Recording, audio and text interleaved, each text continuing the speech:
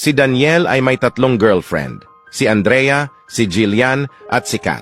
Nalilito si Daniel kung sino ang papakasalan niya kaya nagdesisyon siyang itest ang 3.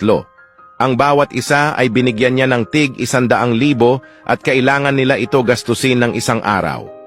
Si Andrea ay nag-shopping, bumili ng magandang damit, bag, mga alahas at nagpasalon. Bumalik siya kay Daniel at sinabing, "Ginastos ko ang binigay mong pera para lalong gumanda. Gusto ko lagi akong maganda sa iyong paningin dahil mahal na mahal kita." Si Daniel ay naantig sa sinabi ni Andrea. Si Jillian naman ay bumili ng TV, sapatos, relo at mga damit. Bumalik siya kay Daniel at sinabing, "Ginastos ko ang perang bigay mo pang bili ng mga kailangan mong gamit.